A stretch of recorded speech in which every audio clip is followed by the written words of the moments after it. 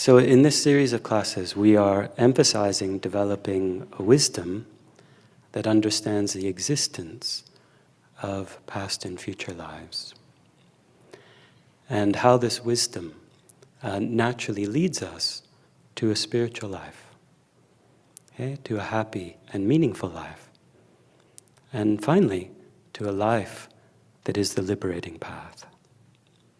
Okay? So this kind of knowledge is not just for intellectual understanding, but it is for transforming our life into a happy and meaningful life, spiritual life, life that is the liberating path. So in order to understand why Buddhists believe in past and future lives, what we really need to understand is the nature and function of the mind. Okay, we need to understand what is the actual nature of consciousness.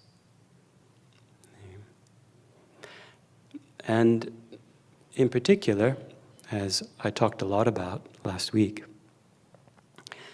we need to realize that the mind is not the brain or any other part of the body, nor is it a byproduct of a physical process. Okay. Now, if someone believes, as many do, of course, that the mind is part of the body, or that our subjective awareness arises from a physical process, then generally speaking, there's no basis for believing in past and future lives, because when the body dies, because the mind is produced, is either part of the body or produced from the body, then the mind would cease.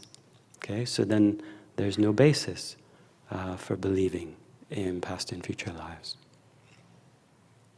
Mm-hmm. So 2,600 years ago, Buddha Shakyamuni, who's the founder of Buddhism, so all the Dharma in this world that exists today comes from him. He explained that the mind is not physical, that it is not produced by a physical process.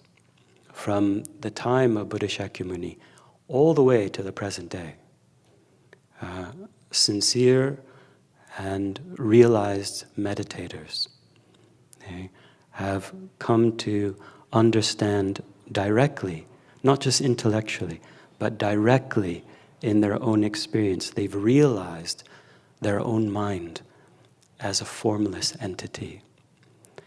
And the result of this realization is that they have accomplished such profound inner peace, happiness, and joy, far beyond what is